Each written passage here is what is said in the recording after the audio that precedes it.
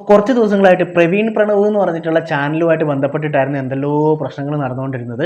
അപ്പോൾ പ്രവീൺ പ്രണവ് ആരാണെന്നുള്ളത് വീണ്ടും നിങ്ങൾക്ക് പറഞ്ഞു തരേണ്ട ആവശ്യമൊന്നുമില്ല. കാരണം കേരളത്തിലെ നമ്പർ 1 ഫാമിലി എൻ്റർടൈൻമെൻറ്റ് ചാനലാണ്. അപ്പോൾ അവരുടെ വീഡിയോസ് എല്ലാം എന്ന് പറഞ്ഞിട്ടുണ്ടെങ്കിൽ ഭയങ്കര ഫാൻസ് ആയിരുന്നു. എല്ലാവരും വീഡിയോസിൻ്റെ അടിയിൽ പോയി പോസിറ്റീവായിട്ടുള്ള കമൻറ്റുകൾ മാത്രമായിരുന്നു ഇട്ടുകൊണ്ടിരുന്നത്. ഇപ്പോൾ അവരുടെ ഇടയിൽ കുറച്ച് പ്രശ്നങ്ങൾ നടന്നുകൊണ്ടിരിക്കുന്നുണ്ടായിരുന്നു. അപ്പോൾ അതുമായിട്ട് ബന്ധപ്പെട്ടിട്ടായിരുന്നു നെഗറ്റീവായിട്ട് കുറച്ച് കമൻസും കാര്യങ്ങളൊക്കെ ഇപ്പം നടന്നുകൊണ്ടിരുന്നത്. അപ്പോൾ എല്ലാവർക്കും സമാധാനമായല്ല. അവസാനം പ്രവീൺ തന്നെ വന്നിട്ട് പ്രവീണിൻ്റെ വീട്ടിലത്തെ പ്രശ്നങ്ങൾ നിങ്ങളോട് പറഞ്ഞല്ല. പ്രശ്നങ്ങൾ പറഞ്ഞിട്ടില്ല, പക്ഷേ അവർ തമ്മിൽ എന്തെല്ലോ പ്രശ്നമുണ്ട് എന്നുള്ള കാര്യം നിങ്ങളോട് പറഞ്ഞല്ല. ഇപ്പം നിങ്ങൾക്കെല്ലാം സമാധാനമായില്ല. നമ്മൾ ആദ്യമേ പറഞ്ഞിട്ടുണ്ടായിരുന്നു, അവരുടെ വീട്ടിലുള്ള നല്ല കാര്യങ്ങൾ മാത്രമേ അവർക്ക് നമ്മുടെ മുമ്പിലേക്ക് എത്തിക്കാൻ താല്പര്യമുള്ളൂ. നിങ്ങൾ വെറുതെ പോയി കമൻറ്റ് ഇട്ടതുകൊണ്ട് അവരുടെ വീട്ടിലത്തെ പ്രശ്നങ്ങളും കാര്യങ്ങളൊന്നും നിങ്ങളോട് വന്ന് പറയണമെന്നില്ല. ഇപ്പോൾ അവരുടെ വീട്ടിലൊരു മംഗളകർമ്മം നടന്നിട്ടുണ്ടായിരുന്നു. ഒരു കുട്ടി ജനിച്ചിട്ടുണ്ട്. അപ്പോൾ അതിൻ്റെ സന്തോഷകരമായിട്ടുള്ള നിമിഷങ്ങളും അവരുടെ സന്തോഷവും മാത്രമേ നിങ്ങളോട് പറയാൻ അവർക്ക് താല്പര്യമുള്ളൂ. അത് തന്നെയാണ് അവർ ചെയ്തുകൊണ്ടിരുന്നത്. അപ്പോൾ ഫാൻസ് ആണെന്ന് വിചാരിച്ചിട്ട് എല്ലാ കാര്യങ്ങളും വന്നിട്ട് നിങ്ങളോട് പറയണമെന്ന് യാതൊരു നിർബന്ധവുമില്ല. ഇപ്പോൾ ഇവർക്ക് നേരെ വന്നിട്ടുള്ള 2 ആരോപണങ്ങൾ എന്താണെന്ന് വെച്ചിട്ടുണ്ടെങ്കിൽ, ഒന്ന്, പ്രവീൺ എന്ത് ചെയ്തു, മൃദുലേനം കൊണ്ട് ഗവൺമെൻറ് ആശുപത്രിയിലേക്ക് പോയി.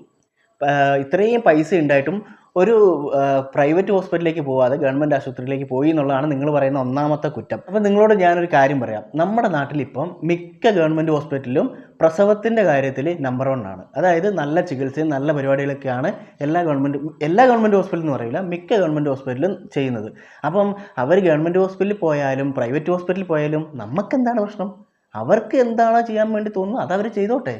അതിന് നമ്മൾ പോയിട്ട് നിങ്ങൾ ഗവൺമെൻറ് ഹോസ്പിറ്റലിൽ പോയില്ലേ, നിങ്ങൾ പ്രൈവറ്റ് ഹോസ്പിറ്റലിൽ പോയിട്ട് അന്നേരം ഏത് നോർമൽ പ്രസവമാണെങ്കിലും അന്നേരം അവർ സിസേറിയൻ ആക്കാൻ വേണ്ടി നോക്കും. അങ്ങനെയാണ് ഒരുപാട് കേസുകൾ നമ്മൾ കണ്ടിട്ടുള്ളത്. അല്ലെങ്കിൽ തന്നെ മൃദുല അവരുടെ വീഡിയോയിൽ പറയുന്നുണ്ട്, ഇവരുടെ ഏച്ചീൻ്റെ 3 പ്രസവം എടുത്തതും ഈ പറയുന്ന ഹോസ്പിറ്റലാണെന്ന്. അല്ലേ തന്നെ ഇവരുടെ ഏത് ഹോസ്പിറ്റലാണെങ്കിൽ നമുക്ക് എന്താണ് പ്രശ്നം? കുട്ടി ഉണ്ടായി, ആ കുട്ടീൻ്റെ വീഡിയോ അവർ പങ്കിടുന്നു, അത് നമ്മൾ കാണുന്നു. അത്രയല്ലേ നമ്മൾ കാണേണ്ട ആവശ്യമുള്ളൂ.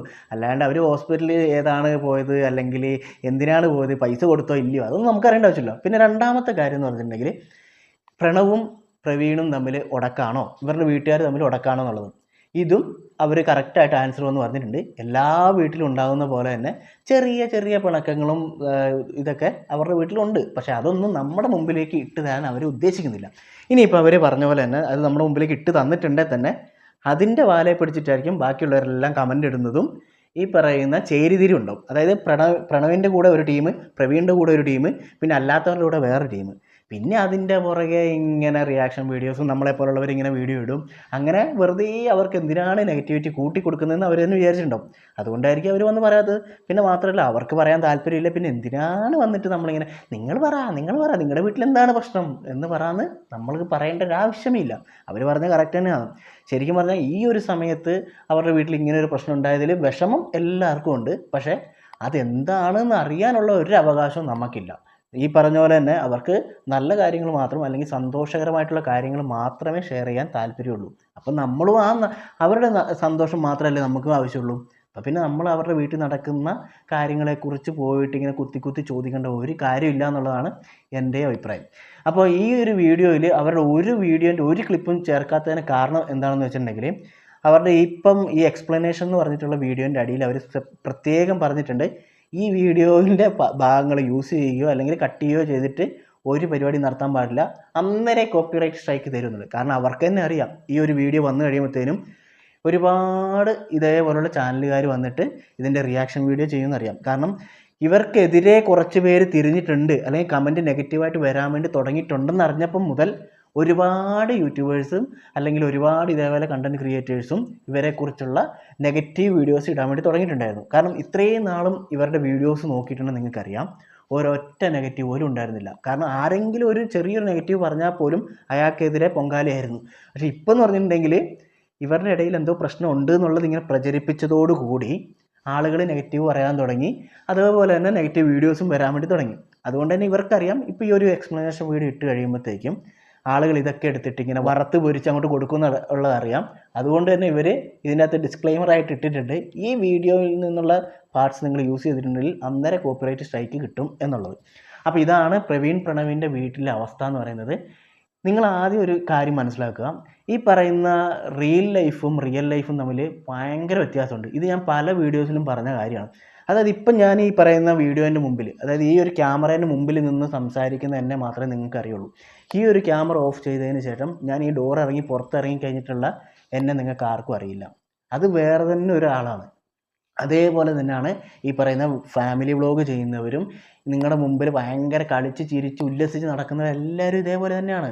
ക്യാമറേൻ്റെ മുമ്പിൽ നിങ്ങൾക്ക് ആവശ്യമുള്ള സാധനത്തിന് വേണ്ടിയിട്ട് അവർ പലതും കളിക്കും, പലതും പറയും, പലതും ചെയ്യും നിങ്ങളെ സന്തോഷിപ്പിക്കാൻ വേണ്ടിയിട്ട്. ഓക്കെ, അത് തന്നെയാണ് അവരുടെ ജീവിതം എന്ന് നിങ്ങൾ ഒരിക്കലും ചിന്തിക്കാനും പാടില്ല, അങ്ങനെ വിചാരിക്കാനും പാടില്ല. കാരണം അങ്ങനെ വിചാരിക്കുന്ന ഒരുപാട് പേരെ ഞാൻ കണ്ടിട്ടുണ്ട്. അതുകൊണ്ട് പറഞ്ഞാൽ അയ്യോ പല വീഡിയോൻ്റെ അടിയിൽ കമൻറ്റ് തന്നെ നിങ്ങൾ ശ്രദ്ധിച്ചിട്ടില്ലേ, അയ്യോ അവരുടെ പോലെ ഒരു ജീവിതം, ഇവരെ പോലെ ഒരു അമ്മേനെ കിട്ടിയാൽ, ഇവരെ പോലെ ഒരു ഭാര്യേനെ കിട്ടിയാൽ എന്നെല്ലാം പറഞ്ഞിട്ട് എന്തൊരു ഒലിപ്പീരാണ്. സത്യം പറഞ്ഞിട്ടുണ്ടെങ്കിൽ ഇതേ ഒരു സ്നേഹം സ്വന്തം വീട്ടിൽ കാണിച്ചിട്ടുണ്ടെങ്കിൽ ഉണ്ടല്ലോ, അവിടെ ഇതേപോലെ ഭയങ്കര സന്തോഷകരമായിട്ട് ജീവിക്കാൻ വേണ്ടി പറ്റും. അത് മാത്രമല്ല, ഈ ഒരു വീഡിയോ കണ്ടിട്ട് അല്ലെങ്കിൽ ഇവരുടെ വീഡിയോ കണ്ടിട്ട് അന്നേരം സ്വന്തം വീടുമായിട്ട് ഇങ്ങനെ കമ്പയർ ചെയ്യും. അയ്യോ എൻ്റെ വീട്ടിൽ ഇങ്ങനെയൊന്നും അല്ലല്ലോ, ഇവർ ഡാൻസ് കളിക്കുന്നില്ലല്ലോ, എൻ്റെ വീട്ടിലത്തെ അമ്മയും അച്ഛനൊന്നും ഡാൻസ് കളിക്കുന്നില്ലല്ലോ, എൻ്റെ ഭാര്യ ഡാൻസ് കളിക്കുന്നില്ലല്ലോ. എൻ്റെ പൊന്നു ടീമേ, ഞാൻ പറയട്ടെ, അവരെന്ന് പറയുന്നത് ഇതൊരു കണ്ടൻറ്റാണ്. അതായത് വീഡിയോ ഒരു 5 മിനിറ്റുള്ള അല്ലെങ്കിൽ 10 മിനിറ്റുള്ള വീഡിയോ നിങ്ങളുടെ മുമ്പിലേക്ക് ഇട്ട് തരികയാണ്. ഇങ്ങനെ ഇവരുടെ കുറച്ച് നിമിഷങ്ങൾ മാത്രം. ഒരു ദിവസം 24 മണിക്കൂറുണ്ടെങ്കിൽ അതിലൊരു 10 മിനിറ്റ് മാത്രമാണ് നമ്മുടെ മുമ്പിലേക്ക് വരുന്നത്.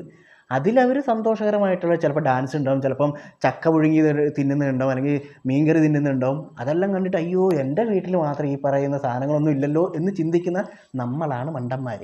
അതുകൊണ്ട് തന്നെ ഞാൻ പണ്ട് മുതലേ പറയുന്നൊരു കാര്യമാണ്, പണ്ട് മല്ലു ഫാമിലി ഇതേപോലെയായിരുന്നു. ഭയങ്കര ഹൈപ്പിൽ അങ്ങോട്ട് കയറി വന്നു, ഒരാൾ പോലും നെഗറ്റീവ് പറയാത്ത ഒരു ചാനലായിരുന്നു മല്ലു ഫാമിലി. അങ്ങനെ അവസാനം അവരുടെ ഭാഗത്തുനിന്ന് ഒരു ചെറിയൊരു മിസ്റ്റേക്ക് വന്നപ്പം ഇതേ ആളുകൾ എടുത്തിട്ട് കൊടുത്തു. ഇപ്പം അവരുടെ ഒരു അവസ്ഥ എന്ന് പറയുന്നത് ഫുൾ നെഗറ്റീവാണ്.